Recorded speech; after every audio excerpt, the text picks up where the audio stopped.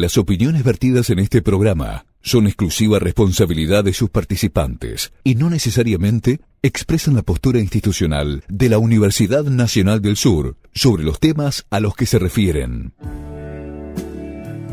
A partir de ahora, en Radio Universidad repasamos Letras Íntimas, la vida, los sueños y la obra de los hombres y mujeres que forman parte de la historia a partir de sus cartas.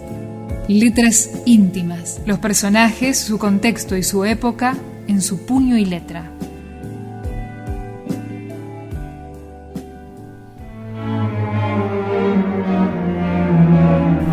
Eduarda Mansilla. Al evocarla, Manuel Eugenio Montes de Oca le dice a su hijo: no la olvides nunca.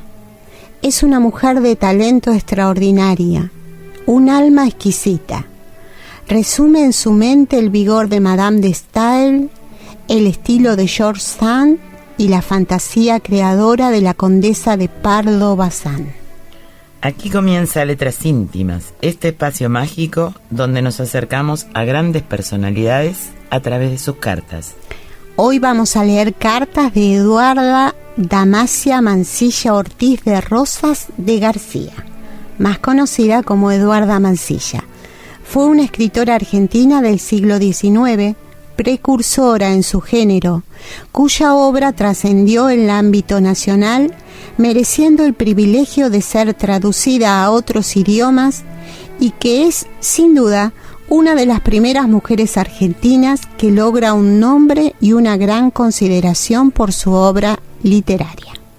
Así comienza Letras Íntimas, un viaje en el tiempo.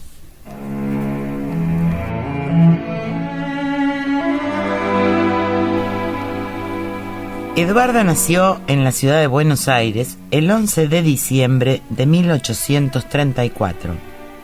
Pertenecía a una verdadera élite, tanto en lo social como en lo político y lo cultural. Su madre era la hermana menor de Juan Manuel de Rosas. Su padre, el general Lucio Norberto Mansilla, importante figura pública. Eduarda era, sin dudar, la sobrina predilecta de Rosas, y brilló desde niña en la enorme casa de San Benito de Palermo, junto a su prima Manuelita y a su madre Agustina y a su hermano Lucio Victorio Mansilla.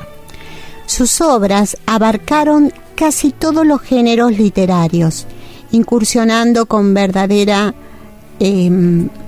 maestría en la novela, el drama, obras de teatro, ensayos filosóficos, artículos periodísticos de diversa temática y crítica musical. Su primera obra literaria es una novela que se llama El médico de San Luis, editada en Buenos Aires en 1860 y firmada bajo el seudónimo de Daniel, lo que la convierte en la primera novelista argentina. En el mismo año nos regala otra novela que se llama Lucía Miranda, dedicada al personaje femenino del fuerte de Santi Espíritu, primer asentamiento europeo en Argentina, también firmada bajo el seudónimo de Daniel. Posteriormente editó en París una novela en francés titulada Pablo ou la vie dans le pampa, que originariamente fue editada como folletín en la revista L'Artiste y posteriormente en libro. La obra fue elogiada por Víctor Hugo, a quien le impresionó la novela y le escribió cálidos elogios expresados en esta carta. Su libro me ha cautivado. Yo le debo horas cautivantes y buenas. Usted me ha mostrado un mundo desconocido. Escribe una excelente lengua francesa y resulta de profundo interés ver su pensamiento americano traducirse en nuestro lenguaje europeo. Hay en su novela un drama y un paisaje. El paisaje es grandioso, el drama conmovedor. Se lo agradezco, señora, y rindo a sus pies mi homenaje. Otros calificados escritores franceses elogiaron con entusiasmo esta obra, que algunos consideran como la más importante de Eduarda y que tiene la particularidad de ser la primera novela publicada por una escritora argentina en Francia en francés. Por su parte, Laboulaye, en una carta referida a la novela, le expresa: «Vuestro Pablo me ha proporcionado uno de los goces más vivos que puede proporcionar un libro. Me ha hecho vivir en un país que no he visto nunca, que probablemente no veré jamás. Me ha hecho comprender sentimientos y pasiones que no tienen ni el mismo ardor ni el mismo aspecto bajo nuestro frío clima. En dos palabras, vuestra novela tiene un sabor completamente español y americano. Vese en ella la pampa, su inexorable serenidad durante el día, su animación durante la noche. Pablo, su amada y su madre despiertan verdadero interés. Se vive con el gaucho malo y sale uno de la vida común y del fastidio de todos los días». Junto a Juana Manso y Juana Manuela Gorriti, ostenta el privilegio de ser una de las primeras escritoras argentinas y pionera en el género de cuentos infantiles. Eduarda Mansilla da a conocer Cuentos, primera obra literaria del género de cuentos infantiles publicada en la Argentina, que incluye 7 cuentos infantiles y un relato supuestamente biográfico, Tío Antonio, y un artículo de Costumbres, Pascua, sobre los festejos navideños en Estados Unidos y París. La propia Eduarda Mansilla, en el prólogo, se enorgullece de ser una de las pioneras de las letras argentinas para niños. La obra mereció un cálido elogio por parte de Sarmiento, quien le dedicó un extenso artículo en El Nacional. Para haber nacido en 1834, Eduarda no tenía las de ganar cuando se dio cuenta de que todo lo que le importaba en el mundo era escribir, publicar y ser reconocido. Sarmiento le comentaba en unas cartas a su sobrina: «Eduarda ha pugnado 10 años por abrirse las puertas cerradas a la mujer, para entrar como cualquier cronista o reportero en el cielo reservado a los escogidos machos». Pero el padre del aula escribía eso en 1885 y cometía un error.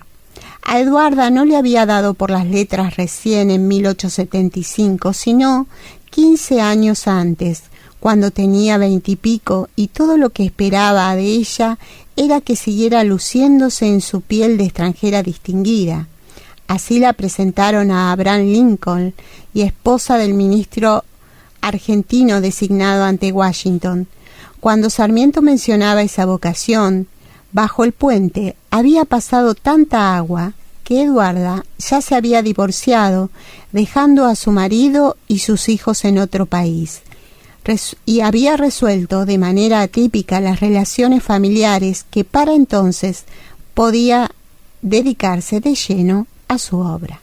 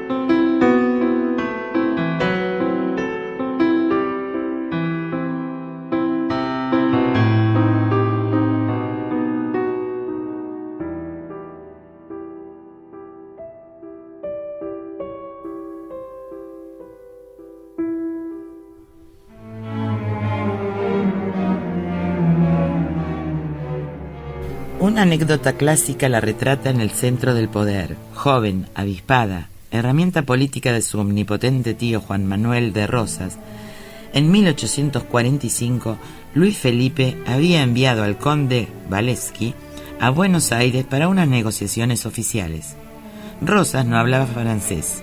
Eduarda, que tenía 11 años y sabía 4 idiomas, fue llamada para oficiar de intérprete.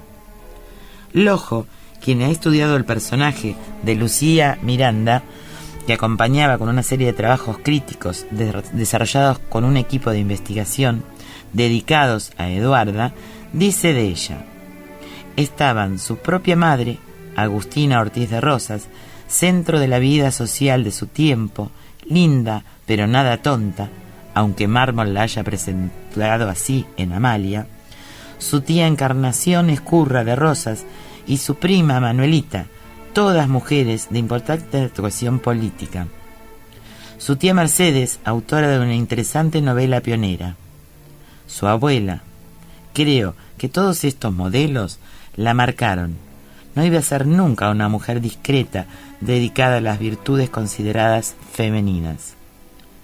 Tiene más relación con las criollas viejas de la época que el historiador Pedro Barrán llama bárbaras, mujeres que debieron arreglarse solas durante las guerras de la independencia y las guerras civiles, que colaboraron en estas guerras y corrieron riesgos, que administraron propiedades, criaron a sus hijos como pudieron y como les pareció. Cuando Eduarda escribe, le otorga al mestizaje un papel fundamental. Aunque el amor que los caciques sienten por Lucía está condenado a la tragedia, sobre todo por ser un amor que supone el adulterio, y esto resulta inadmisible en esta novela romántica rioplatense, la obra no deja dudas acerca de la fundación mestiza de nuestra sociedad, representada por la pareja del español Alejo y la timbú Anté, que sobrevive a la masacre y escapa hacia la llanura. Esposa del representante del gobierno argentino ante Estados Unidos, madre de 6 hijos y de linaje patrio, era mucho lo que se esperaba de ella, que siguiera linda como siempre, que se luciera al piano en veladas elegantes y tal vez cantara, que fuera de conversación discreta y achispada, que criara bien a sus hijos. Ella por su parte jugaba que hacía todo eso y mientras tanto escribía estos personajes como Lucía. En 1879 sobrevino lo impensado. Con 45 años Eduardo plantó marido y niños en Europa y se trasladó solita a Buenos Aires. Se había cansado de jugar en la corte de Napoleón III, que era el destino de su marido. Se había cansado de visitarla de Sissi y soportar pedidos para convertirse en la exótica de turno. Quería dedicarse a escribir y por eso dejó todo. Eduarda escribía artículos en periódicos y por su salón desfilaban todos los políticos del momento. Se sabía claro que se había separado y también eran conocidos sus motivos, pero algo la salvó de la condena social. La única cosa que alguna vez la familia le respetó, pero no comprendió, fue la lucha entre su vocación y su condición de madre.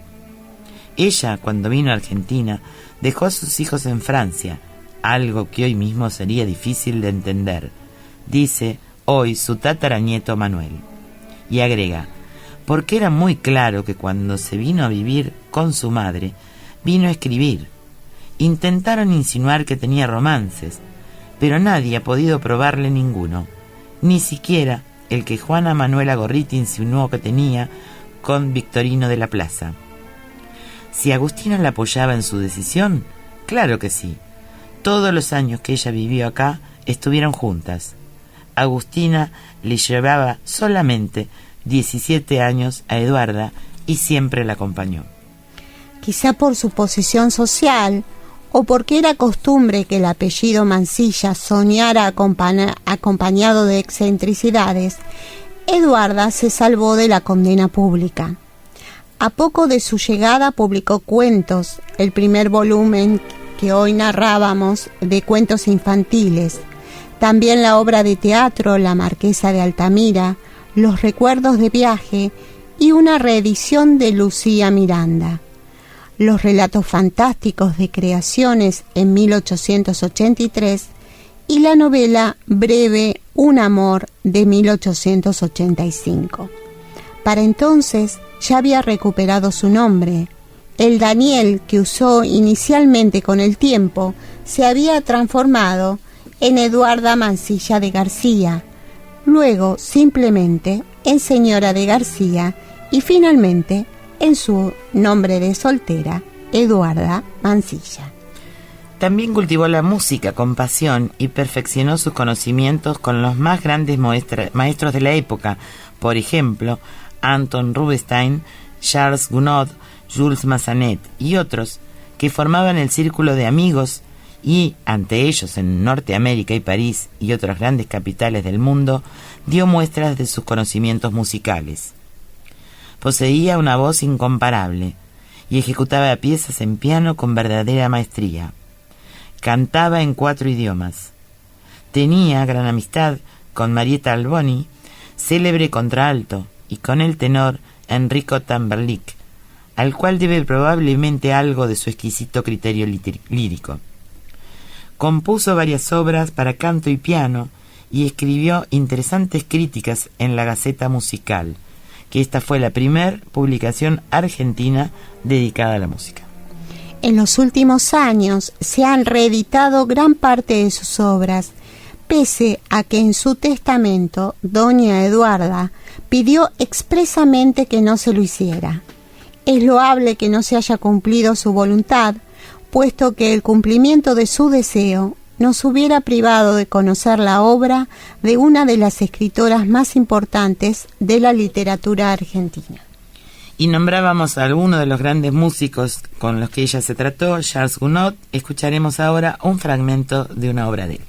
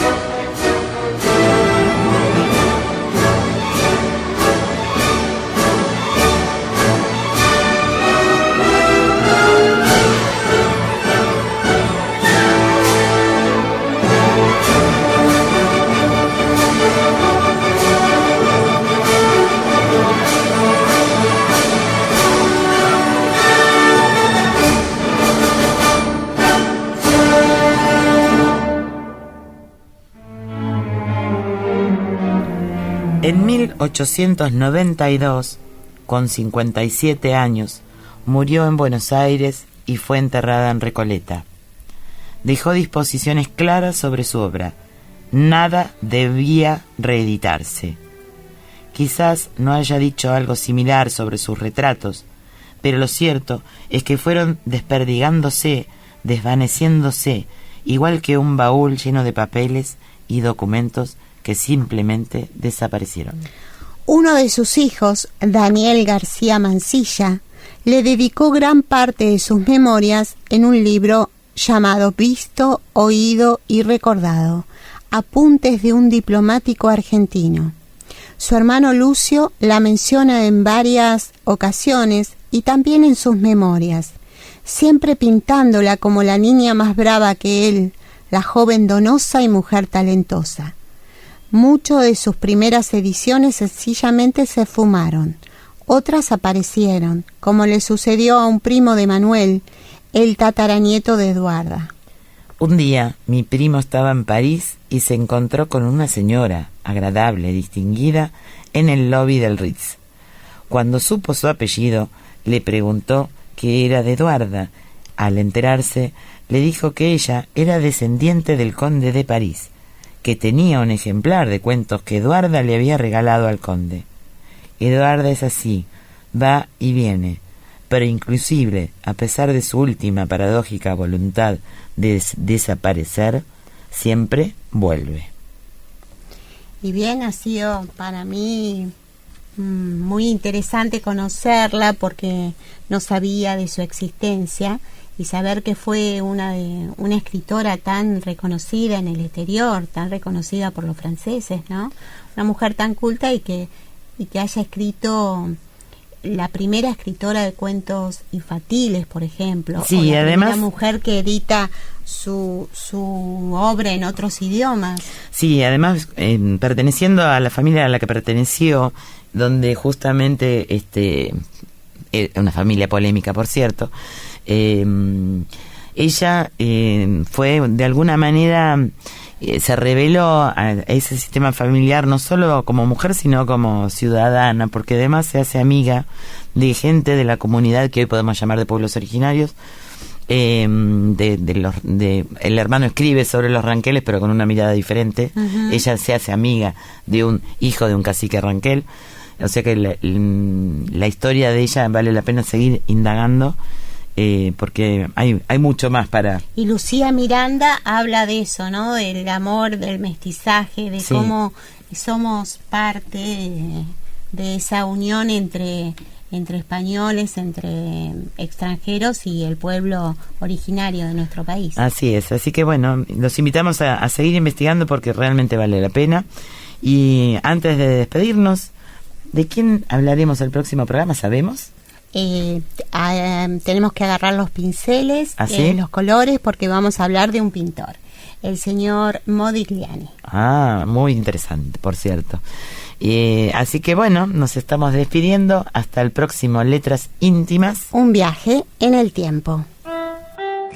Aquí terminamos de leer Letras Íntimas, la vida, los sueños y la obra de los hombres y mujeres que forman parte de la historia a partir de sus cartas.